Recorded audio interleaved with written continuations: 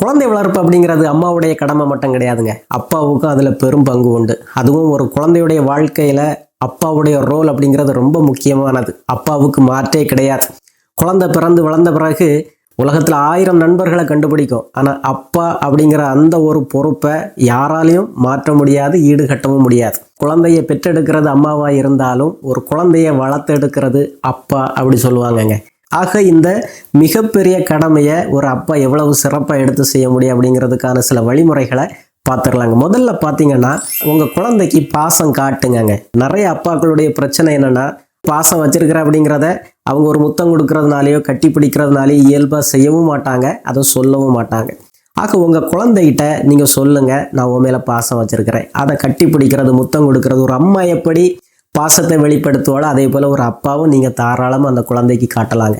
என் தங்கப்பிள்ளைங்க என்ன செய்யுங்களா, எங்கள் ஐயாவிட்ட எனக்கு யார் இருக்கா தங்கப்பிள்ளை. அந்த குழந்தை சின்ன குழந்தைய இருக்கும்போது மட்டுமில்லை, அந்த குழந்தை வளர்ற காலத்தில் தான் அதிகமான பாசத்தை தேடும். ஆக அப்பா அதிகமான உடனிருப்பேன், வெளியே போகும்போது தோளில் கை போட்டுக்கலாம், தட்டி கொடுக்கலாம்.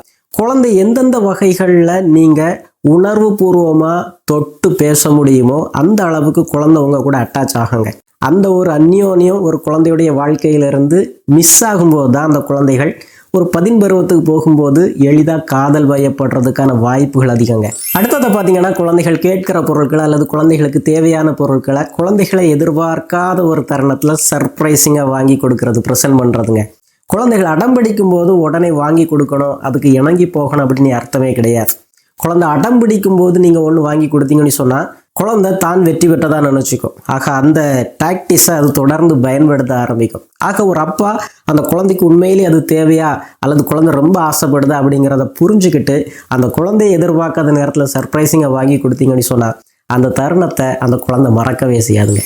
அப்பா அப்படிங்கிறவர் ஒரு குழந்தைக்கு நம்பிக்கை கொடுக்குறவருங்க. ஏன்னா அதிகமாக குழந்தைய வெளியே கூட்டிகிட்டு போகிறவர் அப்பா. அந்த குழந்தை நடக்கிறத, ஓடுறத, சைக்கிள் மிதிக்கிறத, நீச்சல் அடிக்கிறத எல்லாமே பழக்கி கொடுக்கறது ஒரு அப்பா.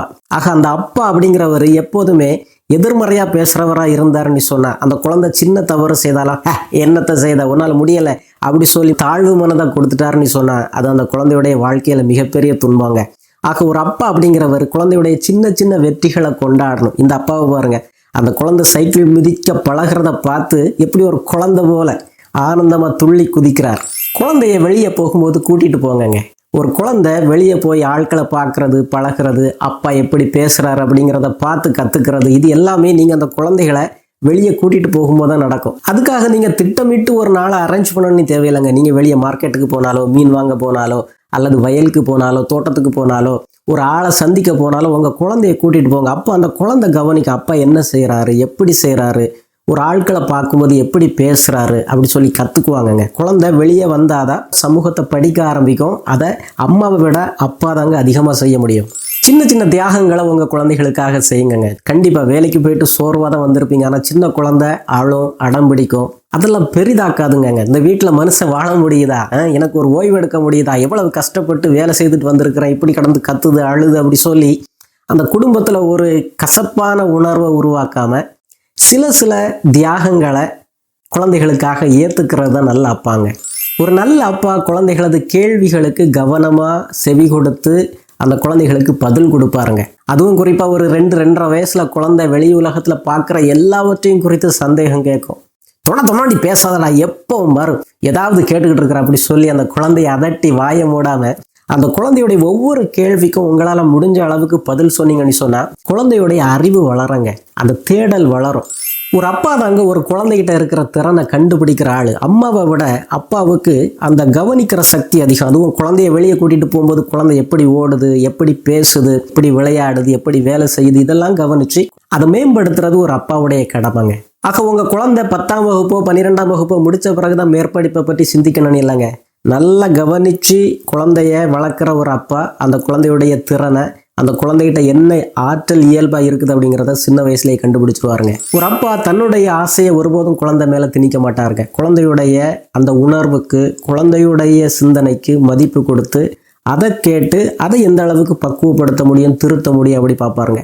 ஆக ஒரு அப்பா இதை படி, இங்கே போகாத, அங்கே போ அப்படி சொல்லி வெறுமனை கட்டளை போடுறவரை மட்டும் இருக்க மாட்டார். விளக்கி கொடுப்பாருங்க. இதை படித்தா இதுவாகலாண்டா, இப்படி போனால் தீமையில் முடியும், இப்படி பேசுனா அவங்க வந்து தப்பாக எடுத்துக்குவாங்க. இந்த மாதிரி விளக்கமாக சொல்லி கொடுத்து அந்த முடிவை குழந்தை எடுக்க வச்சு அதில் மகிழ்ச்சி அடைவாருங்க. ஒரு அப்பா அப்படிங்கிறவர் குழந்தைக்கு பாதுகாப்பு கொடுக்குறவருங்க. வழக்கமாகவே பெண்களை விட ஆண்களுக்கு அந்த இயக்க அறிவு அதிகம். குழந்தைகளை வச்சுக்கிட்டு அம்மாக்கள் ரோடை கடக்கிறதுக்கு எவ்வளவு சிரமப்படுவாங்க அப்படிங்கிறத கவனிச்சிருக்கிறோம். அப்பா எளிதாக செய்துருவார். கொஞ்சம் வேகமாக ஓடனா கீழே விழுந்துடுவான், சரிஞ்சா இந்த பக்கம் விழுவான் அப்படிங்கிற கணிப்பு ஒரு ஆணுக்கு அதிகமாக இருக்காங்க. ஆக ஒரு அப்பா கவனமாக இருக்கணும். அதுவும் குறிப்பாக ஓடி ஆடி திரிகிற ஒரு 2-3 வயசு குழந்தைகளை எப்போதுமே கண்ணும் கருத்துமா ஒரு அம்மா மட்டுமே பார்த்துக்கிட்டு இருக்க முடியாது. அப்பாவுக்கு அதில் பெரும் பங்கு உண்டுங்க. அப்பா குழந்தைகளது உணர்வு காயங்கள்லேருந்து அந்த குழந்தைகளை பாதுகாக்கணுங்க. ஒவ்வொரு நாளும் வந்த பிறகு குழந்தையுடைய அந்த நாள் எப்படி போச்சுது, ஏதாவது சிக்கல் இருக்குதா அப்படிங்கிறத கவனமாக செவி கொடுத்து கேளுங்கங்க. பள்ளிக்கூடத்தில் ஒன்று யாராவது அடித்தாங்களா, திட்டினாங்களா, டீச்சர் ஏதாவது சொன்னாங்களா, வீட்டில் ஏதாவது நடந்ததா அப்படி சொல்லி அந்த குழந்தைக்கு செவி கொடுக்கும்போது, அந்த குழந்தை சொல்கிறத நீங்கள் கவனமாக கேட்கும்போது உங்கள் மேலே அந்த குழந்தைக்கு ஒரு பெரிய மரியாதை வளருங்க. ஒரு அப்பா குழந்தைகளது மனசில் ஒருபோதும் அடுத்தவங்களை பற்றிய பகைமையை விதைக்கக்கூடாதுங்க. யாரையாவது பார்த்தா சிநேகமாக சிரிக்கணும். நீ சாப்பிட்ற பொருள் வச்சுருந்தா பக்கத்தில் இருக்கவங்களுக்கு கொடுத்து சாப்பிடணும். எல்லாரையும் நேசிக்கணும். குறிப்பாக அப்பாக்கள் தாங்கள் சார்ந்திருக்கிற கட்சி, தனது மதம், சாதி பற்றி அதிகமாக குழந்தைகள்கிட்ட பேசுறதுக்கான ஒரு வாய்ப்பு இருக்குது. தங்களது கொள்கைகளை பற்றி பேசினா கூட பரவாயில்லைங்க. ஆனால் அடுத்தவங்களை பற்றி மோசமாக, அடுத்தவங்களை பகைக்கிற வகையில் நஞ்சுக்களை விதைச்சி விட்டுருவாங்க. அந்த ஒரு தவறை ஒரு நல்ல அப்பா ஒருபோதும் செய்ய மாட்டாருங்க. ஒரு நல்ல அப்பா தனது தொழிலை, தனது பணத்தை விட தனது குழந்தை, தனது குடும்பத்தை அதிகமாக நேசிப்பாருங்க. வெளிநாட்டுக்கு போகிறது தப்பு இல்லைங்க. போனால் குடும்பமாக குழந்தைகளோட குடும்பத்தோடு போங்க. நீங்கள் வெளிநாட்டில் போய் இருந்தீங்கன்னு சொன்னால் உங்கள் குழந்தைகளுடைய வாழ்க்கையில் அந்த அப்பா கிட்ட இருந்து கிடைக்கிற சில படிப்பினைகள், அந்த அப்பாவுடைய ஃபிகர் வந்து டோட்டலாக மிஸ் ஆகி போகுங்க. இப்போ வாட்ஸ்அப்பில் பேசிக்கிறோம், தொடர்ந்து எல்லா நாளும் தொடர்பில் இருக்கிறோம், குழந்தைகளை பார்க்குறோம், பேசுகிறோம். ஆனாலும் அந்த உணர்வு பூர்வமான பக்கத்தில் இருந்து சொல்லி கொடுக்குற ஒரு வாய்ப்பு தடைபட்டு போகுதுங்க. ஒரு அப்பா வீட்டு வேலைகளை பகிர்ந்துக்கணுங்க. கண்டிப்பாக வெளியே போயிட்டு வரும்போது சோர்வாக தான் வருவீங்க, வேலை முடிஞ்சு வந்திருப்பீங்க. ஆனால் வீட்டில் வந்து பார்த்தா சிறு குழந்தைகள் இருக்கிற வீட்டில் பொம்மைகள் அங்கங்கே கலைஞ்சு கிடக்கும். கிச்சனில் போய் பார்த்தா பாத்திரங்கள் கழுவப்பட்டிருக்காது. அம்மாவுக்கு என்னென்ன வேலைகள்லாம் செய்ய முடியும்? ஆனால் வந்த உடனே யாரையும் குற்றம் சாட்டாமல் ஏன் எல்லாம் கலைஞ்சு கிடக்குது அப்படி சொல்லி கத்தாமல் தனது பொறுப்பாக எடுத்துக்கிட்டு ஒரு அப்பா அந்த பொம்மைகளை எடுத்து ஒதுக்குறாரு, கிச்சனில் போய் கொஞ்சம் வேலைகள் செய்கிறதுக்கு தொடங்குறார் அப்படி சொன்னால் அது அந்த அம்மாவுக்கு ஒரு மகிழ்ச்சியை கொடுக்குது. அந்த மாலை பொழுது அந்த குடும்பத்தில் ஒரு சுமூகமாக மாற்றுதுங்க. அது மட்டுமல்ல, நீங்கள் வீட்டு வேலைகளை செய்ய தொடங்குறத பார்த்தா குழந்தையும் அம்மாவுக்கு ஹெல்ப் பண்ண தொடங்குங்க. அடுத்ததை பார்த்தீங்கன்னா, வெளியிலிருந்து ஒருபோதும் கோபத்தையும் எரிச்சலையும் ஏமாற்றத்தையும் வீட்டுக்குள்ளே கொண்டு வராதுங்க. தமிழ் சமூகத்தில் வீட்டுக்குள்ளே நுழையும் போது செருப்பை கலட்டி போட்டு வர்ற ஒரு பழக்கம் இருக்குது. என்னன்னா, வெளியே இருந்து வருகிற குப்பைகளை வீட்டுக்குள்ளே கொண்டு வரக்கூடாது. ஒரு நாள் வெளியே வேலைக்கு போயிட்டு வரும்போது கண்டிப்பாக நிறைய ஏமாற்றங்களையும் கவலைகளையும் சுமந்துட்டு வருவீங்கங்க. ஒருவேளை சைக்கிள் பஞ்சர் ஆகிருக்கும், கையில் ஒரு ஆணி குத்தி இருக்கும், அன்னைக்கு சம்பளம் கிடச்சிருக்காது. இப்படி நிறைய வெறுப்போடு வரும்போது அந்த வெறுப்புகளை குழந்தைகள் புரிஞ்சிக்க முடியாதுங்க. ஆக உள்ளே வரும்போது எதுவும் நடக்காதது போல மகிழ்ச்சியான ஒரு அப்பாவாக வந்தாதான் அந்த குழந்தைகளை அணுகிறதுக்கு வசதியாக இருக்கும். ஒரு அப்பா குழந்தையுடைய முக்கியமான தருணங்கள், அதுவும் துன்பமான தருணங்களில் உடன் இருக்கணுங்க. ஒருவேளை உங்கள் குழந்தைக்கு உடல் சரியில்லைன்னு சொன்னால் கூட இருந்து பராமரிக்கணுங்க. ஒருவேளை 2 குழந்தைகள் இருந்ததுன்னு சொன்னால் அந்த அம்மா ரொம்ப சிரமப்படும். ஆக முக்கியமான தருணங்கள் அப்பா உடன் இருக்கும்போது அந்த குழந்தைக்கு அது மிகப்பெரிய ஆறுதலாக இருக்குங்க. ஆக வளர்ந்த பிறகும் குழந்தைக்கு மற்றவங்க குடும்பத்தில் துன்பமாக இருக்கும்போது, கஷ்டத்தில் இருக்கும்போது உடன் இருக்கணும், உதவி செய்யணும் அப்படிங்கிற ஒரு உணர்வு அந்த குழந்தை பெற்றுக்கும். அது மட்டுமல்ல, குழந்தையுடைய முக்கியமான விழாக்கள், பிறந்தநாள் விழாக்களாக இருக்கலாம், பள்ளியில் அந்த குழந்தை பரிசு பெறுகிற விழாக்களாக இருக்கலாம், அல்லது சின்ன சின்ன விழாக்கள், சமயங்கள் சார்ந்த விழாக்களாக இருக்கலாம். அந்த குழந்தைகளை மையப்படுத்திய விழாக்களில் அப்பா ஒருபோதும் ஆப்சண்ட் ஆகக்கூடாதுங்க. ஒரு நல்ல அப்பா வீட்டில் ஆலோசனை கேட்பாருங்க. மனைவிகிட்ட மட்டுமல்ல, குழந்தைகிட்டையும் கேட்பாருங்க. கண்டிப்பாக தெரியும் அந்த குழந்தையுடைய சில கருத்துக்கள் சரியாக வராதுன்னு சொல்லி, ஆனாலும் அந்த பண்பை அந்த குழந்தை மதிக்குங்க.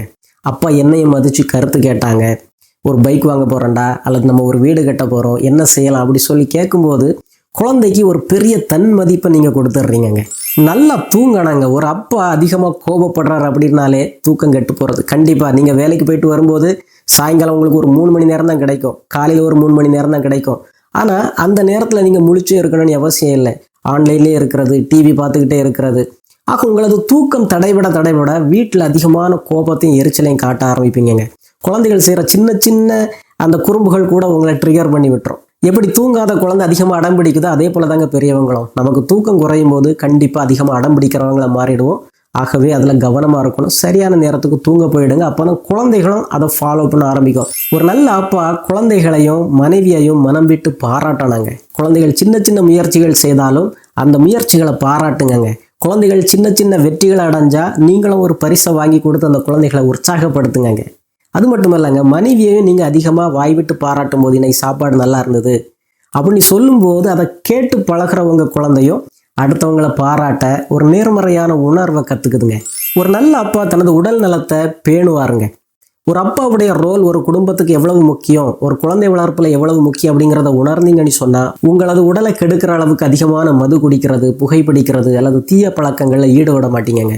எது டேபிளில் இருக்குதோ அதை தானே குழந்தைய சாப்பிடணும். ஆக நீங்கள் சாப்பிட்றதுலையும் கவனமாக இருக்கணுங்க. நீங்கள் காலையில் எழும்பி ஏதாவது உடற்பயிற்சி செய்தாலோ அல்லது நடக்க போனாலோ தான் உங்களை பார்த்து உங்கள் குழந்தையும் பழகுங்க உடலை கவனிக்கிறதுக்கு. நல்ல அப்பா கொஞ்சம் வாய் விட்டு சிரிப்பாருங்க. அப்பானாலே கொஞ்சம் ஸ்ட்ரிக்டாக இருக்கணும், சிடுமூஞ்சாக இருக்கணும் அப்படிங்கிற ஒரு மரபை நீங்கள் மாற்றுங்க. குழந்தைகள்கிட்ட கொஞ்சம் குழந்தையா இயல்பாக இருக்கணும். குழந்தைகள் செய்கிற சின்ன சின்ன குறும்புகளை ரசிக்கணும்.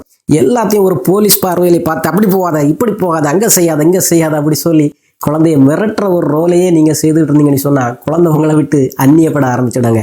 பல அப்பாக்கள் சிரிச்சா குழந்தை என்னை மதிக்காது, வீட்டில் எனக்கு மதிப்பு இருக்காது அப்படி சொல்லி நினைக்கிறாங்க. அப்படி இல்லைங்க, சிரிக்கிற அப்பாக்களை குழந்தைகள் அதிகமாக அன்பு செய்ய ஆரம்பிப்பாங்க. சிரிக்கும்போது குடும்பத்தில் இயல்பான சுமூகமான சூழல் உருவாகுது. அது உங்கள் கையில் தாங்க இருக்குது. ஒரு நல்ல அப்பா எப்போதும் நாற்காலியை சாஞ்சு உட்காந்துட்டு இருக்க மாட்டாருங்க. வீட்டில் இருக்கிற நேரம் கொஞ்ச நேரமாக இருந்தாலும் அந்த குழந்தைகள் ஏதாவது விளையாடிக்கிட்டு இருந்தால் அந்த அப்பா அதில் போய் ஈடுபடுவார். குழந்தையோட ஒரு விளையாட்டில் ஈடுபடும் போது தான் அந்த குழந்தைகளுக்கு சிலவற்றை கற்றுக் கொடுக்க முடியும், சில தவறுகளை திருத்த முடியும். ஒரு அப்பா தனது குழந்தைக்கு ஹார்ட் ஒர்க்கை சொல்லிக் கொடுக்கணுங்க. பணத்தினுடைய மதிப்பை சொல்லிக் கொடுக்கணும். நீங்கள் என்ன வேலை செய்கிறீங்க, எந்த இடத்துல வேலை செய்கிறீங்க, என்னென்ன சூழல்களை வேலை செய்கிறீங்க அப்படிங்கிறத அந்த குழந்தைகளுக்கு விளக்கி சொல்லிக் கொடுக்கணுங்க. வாய்ப்பு இருந்தால் நீங்கள் வேலை செய்கிற ஒரு இடத்துக்கு உங்கள் குழந்தைய கூட்டிகிட்டு போங்க. அப்போ அதை பார்க்கும்போது அந்த குழந்தைக்கு தெரியும் அப்பா எவ்வளவு கஷ்டப்பட்டு வேலை செய்கிறாங்க, அப்போ இப்படி உழைக்கிறத தான் நம்ம சாப்பிட்றோம், செலவழிக்கிறோம். ஆக நான் நல்லா படித்து வருங்காலத்தில் என்னுடைய பெற்றோரை பாதுகாக்கணும் அப்படிங்கிற ஒரு உணர்வு அந்த குழந்தை கற்றுக்கோங்க. குழந்தைகிட்ட சாரி சொல்லுங்கங்க. நம்ம தப்பு செய்யாத மனிதர்கள் கிடையாது. ஏதாவது நம்ம தப்பு செய்யும்போது அந்த குழந்தைகள்கிட்ட மன்னிப்பு கேட்கும்போது இறங்கி வரும்போது அந்த குழந்தை நம்மள்கிட்ட இருந்து தாழ்ச்சியை கற்றுக்குது, பெருந்தன்மையை கற்றுக்குது, தான் தப்பு செய்தால் அதை ஏற்றுக்கணும் அப்படிங்கிற உணர்வை கற்றுக்குது. ஒரு அப்பா அப்படிங்கிற ஒரு குழந்தைகளை சுற்றுலா கூட்டிகிட்டு போனாங்க. ஒரு அம்மா குழந்தைய கல்யாண வீட்டுக்கு கூப்பிட்டு போகலாம், ஒரு பிறந்தநாள் வீட்டுக்கு கூப்பிட்டு போகலாம், ஒரு திருவிழாவுக்கு கூப்பிட்டு போகலாம். ஆனால் சுற்றுலா அப்படிங்கிறது ஒரு அப்பா நினைக்காம நடக்காதுங்க. வருஷம் முழுவதும் வேலை வேலை வேலைன்னு இல்லாமல் குழந்தைகளுக்காக குடும்பத்துக்காக ஒரு வாரம் விடுமுறை போடுங்க. போட்டு குழந்தைகளை வருடத்திற்கு ஒரு முறை ஒரு சுற்றுலா கூப்பிட்டு போனீங்கன்னா தான் குழந்தைகளுக்கு அந்த வெளி உலக அனுபவம் கிடைக்கும். ஒரு நல்ல அப்பா அன்றாட வாழ்க்கையில் ஒரு குழந்தை செய்ய வேண்டிய முக்கியமான வேலைகளை கற்றுக் கொடுப்பாருங்க. வாரத்துக்கு ஒரு நாளாவது அந்த குழந்தைகளுக்கு எப்படி ஒரு லைட்டை மாற்றுறது, எப்படி பஞ்சர் ஓட்டுறது, எப்படி ஒரு டயரை மாற்றுறது, எப்படி ஒரு ஸ்க்ரூவை கலட்டுறது மாற்றுறது, இந்த மாதிரிப்பட்ட நடைமுறை வாழ்க்கைக்கு தேவையான வேலைகளை கற்றுக் கொடுக்கறது ஒரு அப்பாவுடைய கடமைங்க. ஒரு அம்மா எண்ணும் எழுத்தும் சொல்லிக் கொடுப்பா, பாட்டு சொல்லிக் கொடுப்பா. ஆனால் அப்பா தான் இந்த உலகத்தில் நடைமுறையில் நம்ம செய்ய வேண்டிய பல வேலைகளை கற்றுக் கொடுக்க கடமைப்பட்டவருங்க. குழந்தை எது கேட்டாலும் நோன்னு சொல்லாதுங்க. குழந்தை வெளியே போய் விளையாடிட்டு வரேன்ப்பா, ஒரு படம் பார்த்துட்டு வரேன்ப்பா அப்படிலாம் சொல்லி அனுமதி கேட்டுதுன்னு சொன்னால் நல்லதாக இருந்ததுன்னா சரி போடா செய்துட்டு அப்படி சொல்லிடுங்க. நம்ம சின்ன வயசில் வெளியே விளையாட போயிருக்க மாட்டோமா, படம் பார்த்துருக்க மாட்டோமா, அதே போல் தான் ஒரு குழந்தைக்கு ஆசை வரும். வீட்டுக்குள்ளே ஒரு குழந்தைய அடைச்சே வைக்கிறது ஒரு அப்பாவுடைய வெற்றி கிடையாதுங்க. அந்த குழந்தை வெளியே போட்டோம், எக்ஸ்ப்ளோர் பண்ணட்டும், அதில் இருக்கிற நல்ல தீயதுகளை பிறகு நீங்கள் பக்குவமாக சொல்லி கொடுக்கலாம். ஆனால் எதுக்கு எடுத்தாலும் குழந்தைக்கு நோ சொல்ல தொடங்குனீங்கன்னு சொன்னால் குழந்தை உங்கள்கிட்ட எதுவும் மேற்கொண்டு கேட்கவோ பேசவோ ஆரம்பிக்காது. எல்லாமே உங்களுக்கு மறைவாக செய்ய ஆரம்பிச்சிடுங்க. குழந்தைக்கு குவாலிட்டியான டைம் கொடுக்கணுங்க ஒரு அப்பா. குவான்டிட்டி வைஸ் ஒரு அப்பாவுக்கு கண்டிப்பாக குறைவாக தான் கொடுக்க முடியும் அம்மாவை விட. வேலைக்கு போயிட்டு பிந்தி சாயங்காலம் வருவீங்க, காலையில் குழந்தை சில நேரங்களில் முழிக்கிறதுக்கு முன்னாலே வெளியே போயிடுவீங்க. ஆக இருக்கிற ஒரு 2 மணி நேரமோ 3 மணி நேரமோ அந்த குழந்தைய எவ்வளவு நேரம் கட்டி பிடிச்சேன், அந்த குழந்தைக்கு முத்தம் கொடுத்தேன், அந்த குழந்தைய பாராட்டி பேசினேன், கற்றுக் கொடுத்தேன் அப்படிங்கிறத நீங்கள் சிந்திச்சு பார்த்தாலே உங்கள் குழந்தைக்கு எவ்வளவு குவாலிட்டியான டைம் கொடுக்குறீங்க அப்படிங்கிறத கண்டுபிடிச்சிக்குவீங்க. அது ரொம்ப முக்கியம். உங்கள் குழந்தை எதிர்காலத்தில் உங்களை பற்றி நினச்சி பார்க்குறதா இருந்தால் நீங்கள் எவ்வளவு சம்பாதிச்சிங்க, அல்லது ஃபேஸ்புக்கில் எவ்வளவு லைக் வாங்கியிருந்தீங்க, யூடியூப்பில் எவ்வளோ சப்ஸ்கிரைபர்ஸ் வச்சுருந்தீங்க அப்படிங்கிறதெல்லாம் பற்றி நினைக்காதுங்க. எவ்வளவு முக்கியமான தருணங்களை உங்கள் குழந்தைக்கு நீங்கள் கொடுத்தீங்க அப்படிங்கிறத அந்த குழந்தை ஞாபகம் வச்சுருக்கோம். குழந்தை வளர்ப்பில் உண்மையிலேயே அக்கறை வச்சிருக்கிற ஒரு அப்பா அதை பற்றி தொடர்ந்து கற்றுக்கிட்டே இருப்பாருங்க. உயிரற்ற ஒரு எந்திரத்தை இயக்குறதுக்கே இவ்வளவு படிப்பை மெனக்கெடுதலும் செய்த நாம உயிரும் உணர்வும் உள்ள ஒரு குழந்தையை கையாளுறது எப்படி அப்படிங்கிறத கற்றுக்கிறோமா அப்படின்னா கேள்விக்குறீங்க. ஆக நீங்கள் ஒரு புத்தகத்தை குழந்தை வளர்ப்பை பற்றி வாசித்திருக்கிறீங்களா, அல்லது இந்த மாதிரிப்பட்ட சேனலை பார்க்குறீங்களா அப்படிங்கிறது நீங்கள் உண்மையான நல்ல அப்பாவா இல்லையா அப்படிங்கிறத தீர்மானிக்கோங்க. ஒரு 2 வயசு குழந்தை உங்களை கடிக்கும், ஏறி குதிக்கும், ஆக குழந்தை என்ன மதிக்க மாட்டேங்குது அப்படி சொல்லி ரொம்ப பர்சனலாக எடுக்கக்கூடாது. அந்த குழந்தைக்கு மதிப்பு மரியாதைலாம் என்ன தெரியாது. 15 வயசில் அந்த குழந்தை பேசுகிறத குறைச்சிக்கிட்டு ஒதுங்க ஆரம்பிக்கும். ஆக ஒரு நல்ல அப்பா ஒரு 2 வயசில் குழந்தை இப்படி தான் துருதுருப்பாக இருக்கும், ஒரு 15 வயசில் குழந்தை இப்படி தான் பின் ஒதுங்க ஆரம்பிக்கும் அப்படிங்கிற குழந்தையோட இயல்பை புரிஞ்சிக்க தொடங்கி அந்த குழந்தைகளை அரவணைப்பாருங்க, மனசை பக்குவமாக வச்சுப்பார். ஒரு அப்பா தனது குழந்தைக்கும் தனக்கும் இருக்கிற வித்தியாசங்களை பெருந்தன்மையோட ஏற்றுக்குவாருங்க. உங்கள் குழந்தையாகவே இருந்தாலும் அந்த குழந்தையுடைய திறமையும் அந்த குழந்தையுடைய பேசுகிற ஆற்றல், பழகிற ஆற்றல், பர்சனாலிட்டி எல்லாமே வித்தியாசங்க. அது மட்டுமல்ல, சில அப்பாக்கள் ஆண் குழந்தைகளை எதிர்பார்த்துருப்பாங்க, பெண் குழந்தைகள் பிறந்திருக்கும். ஆக உங்கள் எதிர்பார்ப்பு நடக்கலை அப்படி சொல்லி அந்த குழந்தை மேலே உங்கள் எரிச்சலை ஒருபோதும் காட்டக்கூடாதுங்க. குழந்தைகளை அவங்களாகவே ஏற்றுக்கணும். சில அப்பாக்கள் குழந்தைகிட்ட நான் ஒரு ஃப்ரெண்டு போல் நடக்கிறேன் அப்படி சொல்லி குழந்தை எது செய்தாலும் கண்டுக்காமல், குழந்தைய எதிர்த்து கேட்காம, குழந்தைய திருத்தாமல் நடக்கிறத பார்க்குறோம். அதுவும் ஒரு அப்பாவுக்கு அழகு கிடையாதுங்க. ஒரு அப்பா ஒரு ஃப்ரெண்டு கிடையாது. குழந்தைகளுக்கு 1000 ஃப்ரெண்டு கிடைப்பாங்க, நான் முதல்ல சொன்னது போல். ஆனால் அப்பா ஒரே அப்பா தான். அந்த அப்பாவுடைய ரோலில் இருந்து நீங்கள் பின்வாங்கவே முடியாது. குழந்தை தவறு செய்யும்போது அது தவறு, இப்படி செய் அப்படி சொல்லி திருத்துற ஒரு கடமை ஒரு அப்பாவுக்கு உண்டுங்க. அதுலேருந்து நீங்கள் ஒருபோதும் பின்வாங்கக்கூடாது. சின்ன வயசில் இதுகளை சரியாக நீங்கள் சொல்லி திருத்தாமல் இருந்தீங்கன்னா வளர்ந்த பிறகு அதே தப்பு அந்த குழந்தை திரும்ப செய்யுங்க.